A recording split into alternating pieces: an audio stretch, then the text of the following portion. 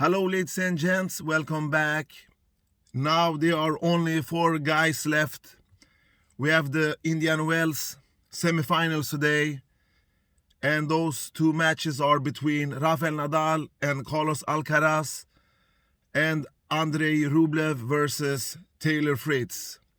Alright, I'm just gonna give you my thoughts, I'm gonna give you my predictions, and I will first start with Taylor Fritz against Andrei Rublev.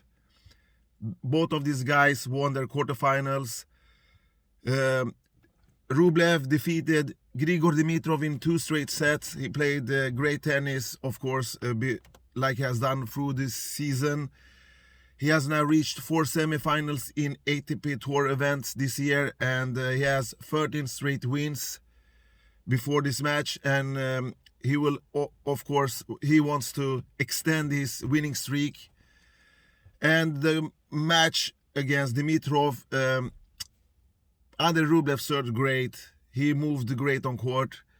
His firepower was just too much for the Grigor Dimitrov, who did a lot of unforced errors like he always does.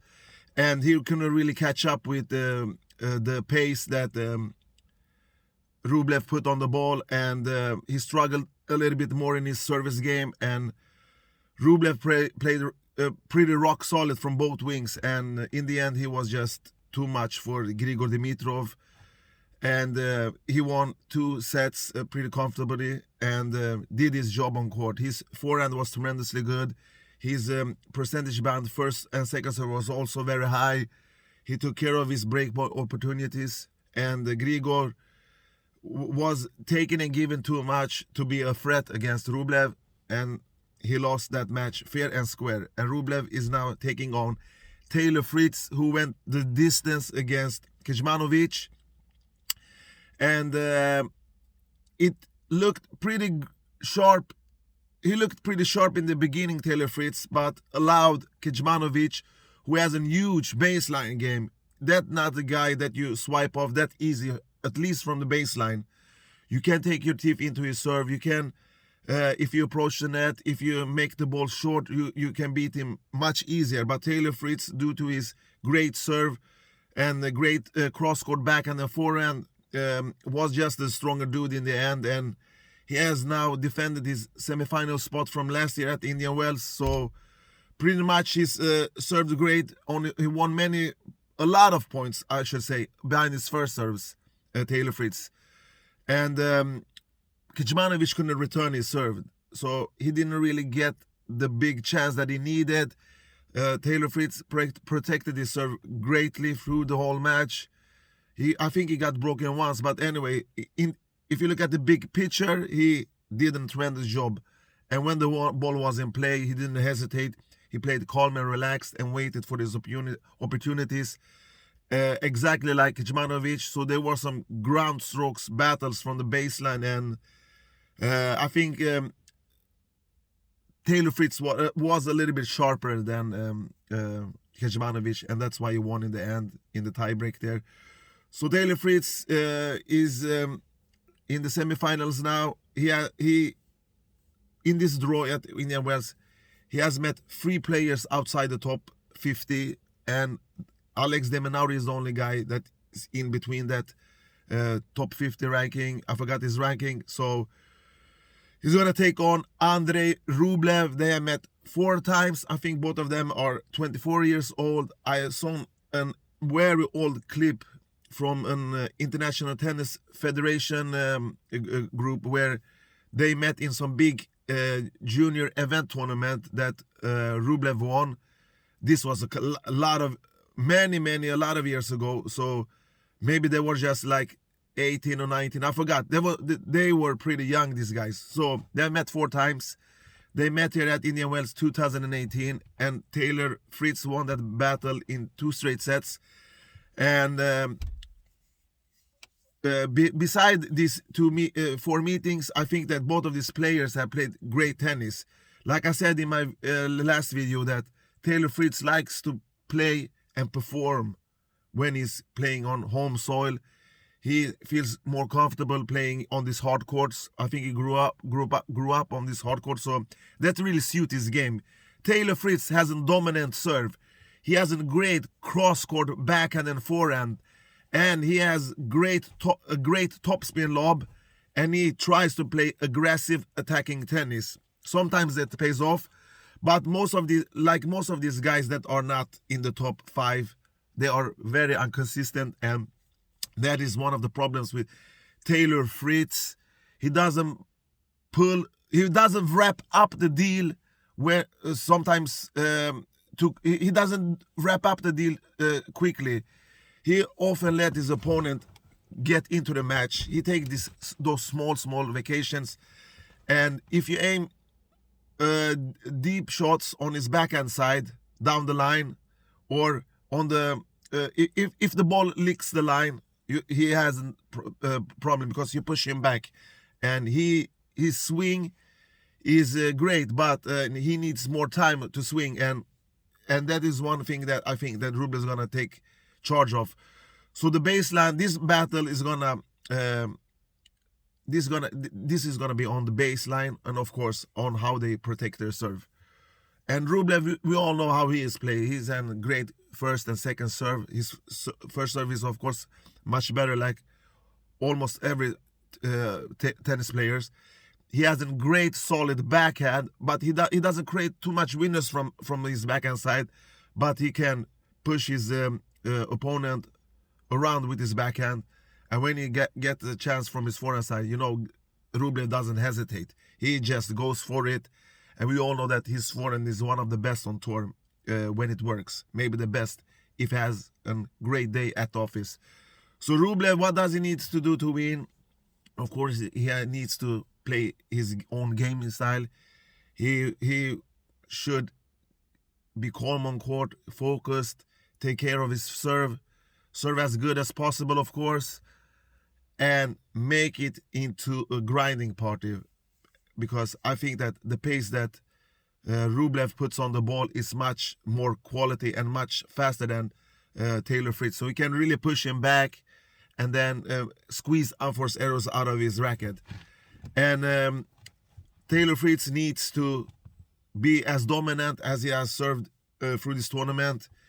He needs to attack on occasions when he has the chance to end the balls, make the points shorter, not go 5+ or 7+. If he does that, he will get disadvantaged, in my opinion. And he really has this offensive game that really suits him on these hard courts. It's not a fast hard court, but still you can push your opponent back, and that's what Taylor Fritz is gonna do. And of course, hold your serve, take care of your break points, opportunities, and be clutch on the biggest moments. The one who's gonna hold his head higher, and then the other guy in this matchup, I think that will be Andrei Rublev. Due to his much better form, he has beaten Hurkacz, Dimitrov, Tiafoe, what I can remember. And he has won 13 straight matches now. He wants to extend it, like I said. And I think that I give the edge to Rublev 60-40. So I think that Rublev will be in the final. And the other semifinal battle, a gigantic clash between the new and the old. But I don't want to say that Rafa is old. Old is just a number. Age is just a number. For Rafael Nadal, that hasn't been a problem since he entered the tour. He played with same quality, with same consistency, with same control, with same focus, with same will to win. So Rafael Nadal, don't look at his number. Maybe you can look at his physique. That's one thing that you can point out. If it's not really 100%, that will give Carlos Alcaraz some extra confidence and extra boost, because then he knows if Nadal doesn't move as he's supposed to do, he really actually have a chance.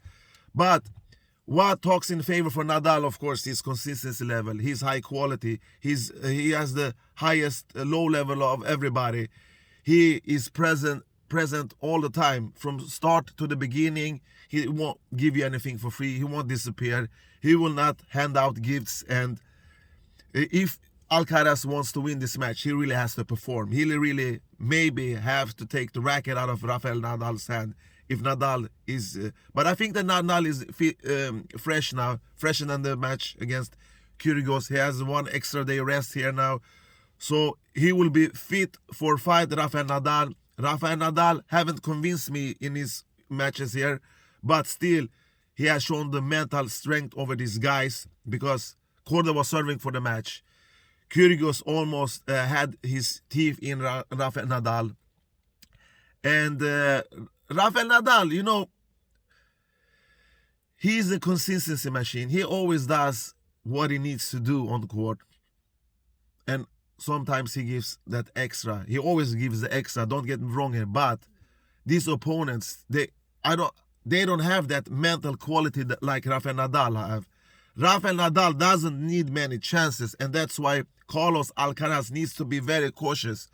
He will not have to spend those breakpoint opportunities or chances too fancy. He needs to take care of his business pretty much when he gets the chance. Rafael Nadal won't let him slip away. Rafael Nadal and Alcaraz have met once before, and that was at Madrid last year, the clay court Masters. Nadal destroyed him, I think, 6-1, 6-2.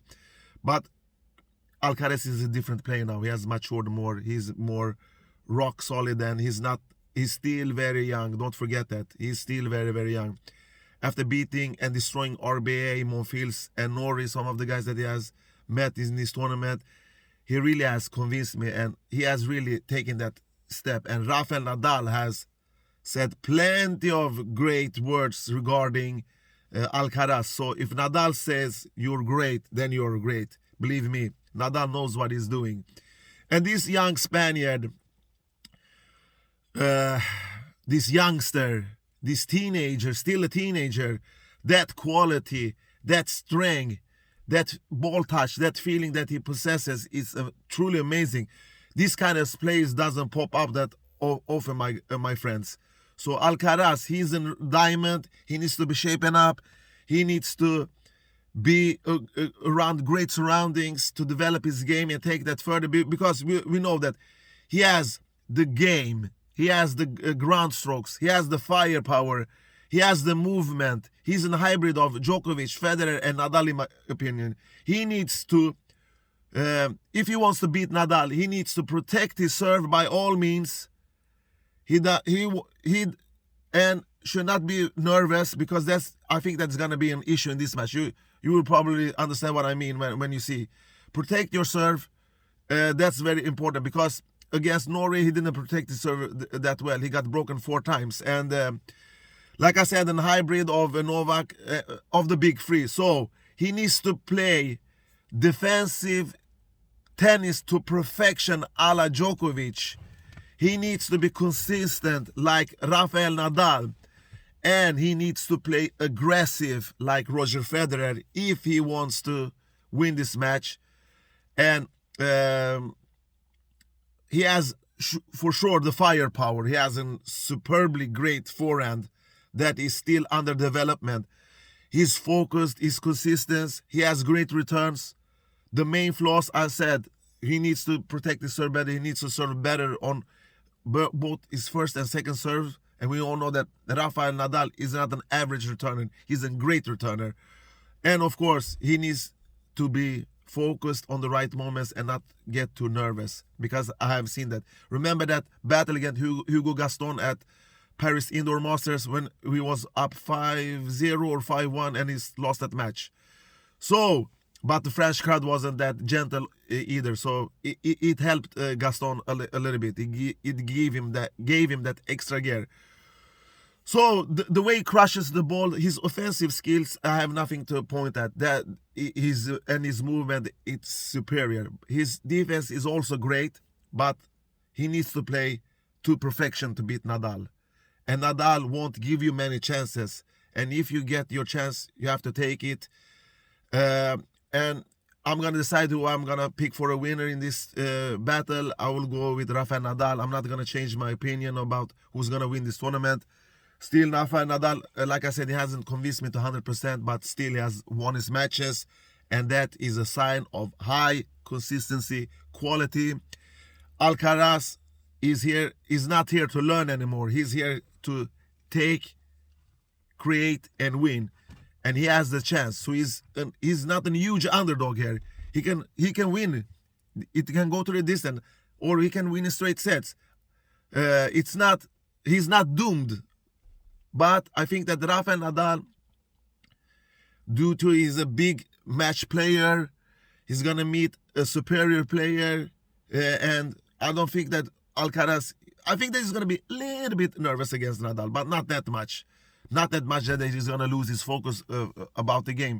But I think that Nadal have the advantage, 55-45. I will give at least Carlos a little bit percent here, because I know that if Rafa is not in 100% shape, and I know that if Alcaraz sticks to his game plan, and it's very crucial, the first 4 or 5 games are very crucial, because if Nadal breaks him, I think that Carlos Alcaraz won't